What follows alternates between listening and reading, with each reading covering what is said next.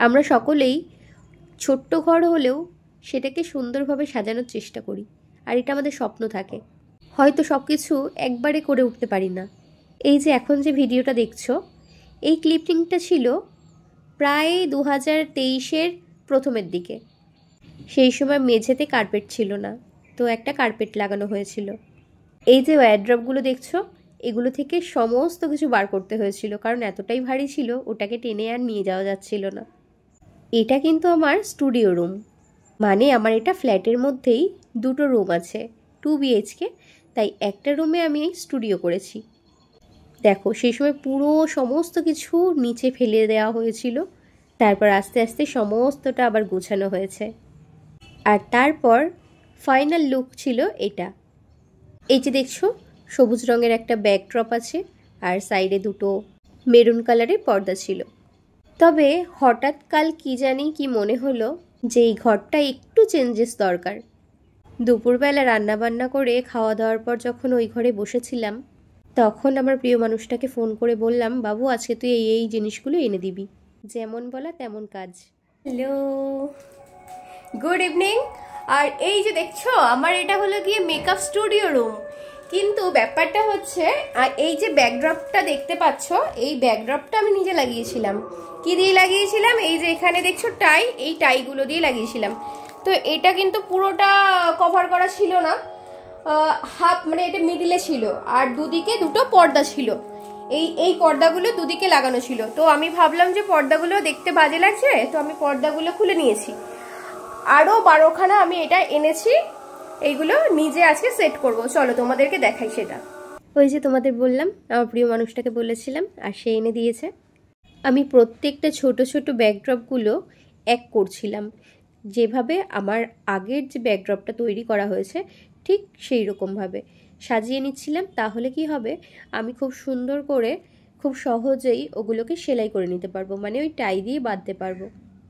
দেখো সমস্তটা একা হাতে করি বলে হয়তো অনেক দিন সময় লেগে যায়। আমি একটা জিনিসে বিশ্বাস করি, একদিনে না হোক একদিন ঠিক হবেই। আর হাল ছেড়ে দিলে কিন্তু হবে না, তার জন্য তোমাকে ধৈর্য নিয়ে বসে থাকতে হবে, তার পেছনেই লেগে থাকতে হবে। দেখো এখন যেটা মন চায় সেটা আমি করি, জানি না এর পরে কি হবে। যেটা শখ হয় সেটা আগে আমার মনে হয় পূরণ করে নেওয়াটা দরকার, কারণ সবসময় সবার আর্থিক দিক সমান থাকে না। আজ যে রাজা কাল সেই ফকিরও হয়ে যায়। তাই সময় থাকতে যেটা তোমার আছে সেটাকে উপভোগ করাটাই ভালো। আমি কত মানুষকে দেখি, তারা তাদের স্বপ্নের স্টুডিও তৈরি করে, কি সুন্দর করে সাজায়, ভেতরে কত ইন্টেরিয়র কাজ করায়, ঝকঝকে তকতকে পুরো গ্ল্যামারাস একটা লুক। জানি না আমি সেটা কবে করতে পারবো, তবে এখন যতটুকু সামর্থ্য ততটুকুই আমি ভাবি, স্বপ্ন দেখি, স্বপ্ন দেখতে ভালো লাগে, আর জানি কোনো না কোনো দিন সেটা পূরণ হবেই। তবে কি জানো তো, আমার মধ্যে একটা জেদ আছে, অন্যের উপর নির্ভর করে না, সমস্তটা নিজের অর্থ দিয়ে পূরণ করব। আমার কিন্তু এই প্রিয় মানুষটা ছাড়া কোনো ব্যাক সাপোর্ট নেই। হয়তো সমস্তটা আমি নিজে কিনি, কিন্তু এই মানুষটা না থাকলে আমার বাড়ি অবধি এসে পৌঁছাতো না। ঠিক বাবা যেরকম ছোটবেলা থেকে আগলে রেখেছিল, এই মানুষটাও কিন্তু আমাকে এইভাবেই আগলে রাখে। যদি ধরো কখনো মার্কেটে যাই, আর মার্কেটে গিয়ে যদি আমার কোনো কিছু পছন্দ হয়, হয়তো সেটা 2 দিন সময় লাগে কিনতে, কিন্তু আমি জানি সেটা ঠিক আমার বাড়িতে এসেই পৌঁছাবে, কারণ সেই মানুষটা তার কষ্ট করা রোজগারের টাকা থেকেও আমার জন্য টাকা বাঁচিয়েও কিন্তু নিয়ে আসে।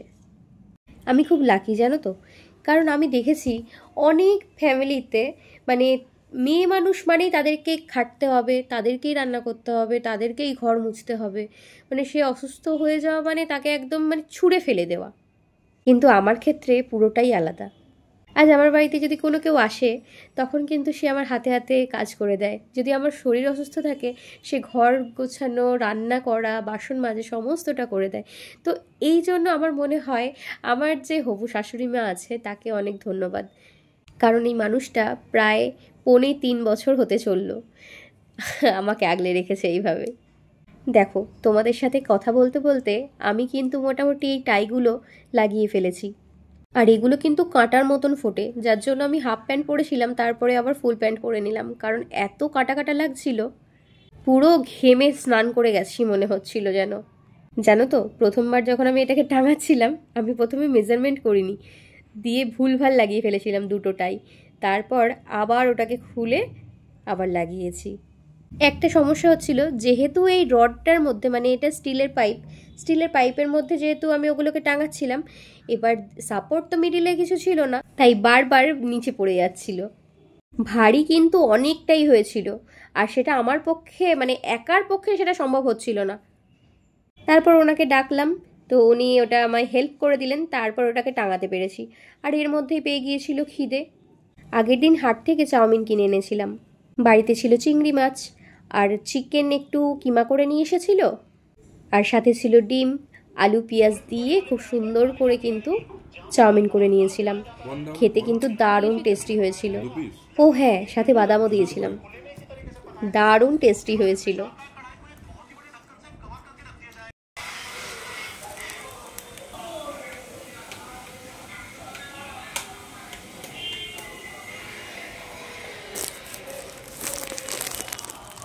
দুটো পার্সেলে চলে এসেছে, কাজটা করি। তারপর আর কি, আবার শুরু করে দিলাম কাজ। এখন যে সবুজ রঙের এই কাপড়টা লাগাচ্ছি, এটা হলো কি ব্যাকড্রপ। দেখবে অনেক সময় ফটোগ্রাফাররা এই সবুজ ব্যাকড্রপগুলো দিয়ে ফটোশ্যুট করে। আমার যেহেতু দেয়ালের কালারটা পিঙ্ক, তাই সবুজ ঘাসের ব্যাকড্রপটা দেখতে ভালো লাগছিল না, সেই জন্যই কিন্তু আমি এই সবুজ রঙের কাপড়টা দিলাম। আর এই কাপড়টা কিন্তু আমি সেট করেছি কয়েকটা বড় যে সেফটি পিনগুলো হয় সেগুলো দিয়ে। আবার সেই সমস্যা হলো, এটাকে তোলার মতন ক্ষমতা আমার নেই, একবার টাঙিয়ে দিয়ে যায় আবার নিচে নামিয়ে ফেলি। তো যাই হোক, শেষমেশ শেষে আবার টাঙিয়ে দিয়ে গেছে। তারপর প্রথমে যে টাইগুলো দিয়ে বাঁধছিলাম, সেই টাইগুলো ছিল, দেখা যাচ্ছিল, তো সেগুলোকে আমি ভেতরের দিকে ঢুকিয়ে দিচ্ছিলাম, যাতে সামনে আর কি দেখা না যায়, দেখা গেলে বাজে লাগছিল দেখতে। মোটামুটি আমার ব্যাকড্রপ রেডি। মেরুন কালারের যে দুটো পর্দা ছিল, সেই পর্দাটাকে এই জানলার মধ্যে লাগাবো।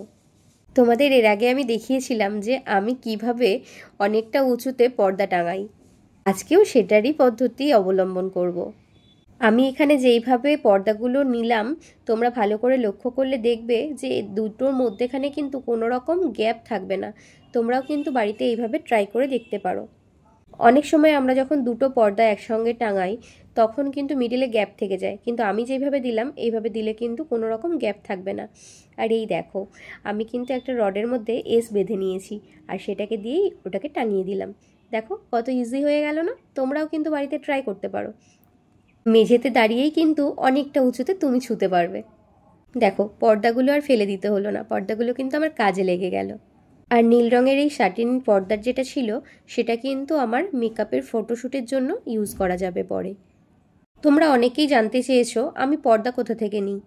দেখো, পর্দা প্রথমত আমি বেশিরভাগই ফ্লিপকার্ট থেকে কিনি, আর এগুলো কিন্তু আমি অনেক কমে পেয়েছি। 3টে সাইজ হয়, একটা উইন্ডোর জন্য 5 ফুটের, আর একটা হয় 7 ফুটের, সেটা হলো ওই নর্মাল দরজার জন্য, আর যেটা হয় 9 ফুট সেটা হলো অনেকটা উঁচু। আমার যেহেতু এটা 10 ফুটের দেওয়াল, তার জন্য কিন্তু আমি 9 ফুটের এই কার্টেনগুলো নিয়েছিলাম। আমার 4টে মিলিয়ে দাম পড়েছিল ওই 749 টাকা এরকম কিছু। প্রায় কিন্তু আমি 4 বছর ব্যবহার করছি, আর একই রকম রয়েছে। একার হাতে নিজের ঘর সাজাতে বেশ ভালোই লাগে। প্রায় মাসখানেক আগে আমাকে এই চেনটা এনে দিয়েছিল, কিন্তু ভেবেই পাচ্ছিলাম না যে এটা কোথায় লাগাবো। তারপর কালকে বুদ্ধি করে ওই টাইগুলোর মাধ্যমে কিন্তু আমি এই চেনটাকে আটকে দিয়েছি। মানে চেন বলতে কি, এটা একটা লাইট। এই যে দেখো, আমি টায়ার্ড হয়ে গেছি আর শুয়ে পড়েছি, অনেক কাজ করে ফেলেছি, এবার শরীরটা খারাপ লাগছে। এইবার দেখো পুরো ফাইনাল লুক, দেখো তো কেমন লাগছে, আগের থেকে বেটার কিনা। আমার তো বেশ পছন্দ হয়েছে। ওই দুটো পর্দা সাইডে থাকার থেকে এই পুরোটা ব্যাকড্রপ করে নিলাম। তোমরা চাইলে কিন্তু তোমরা নিজেরাও করতে পারো। দেখলে তো আমি কিভাবে টাঙালাম। ও হ্যাঁ, এগুলো আমি যখন প্রথমবার কিনেছিলাম তখন আমার পড়েছিল পার পিস 98 টাকা করে, আর এবারে আমার 12 পিসের দাম পড়েছে 1300 টাকা, আর টাই নিয়েছিলাম 50 টাকা। চলো, সকলে ভালো থেকো, লাভ ইউ অ্যান্ড টাটা।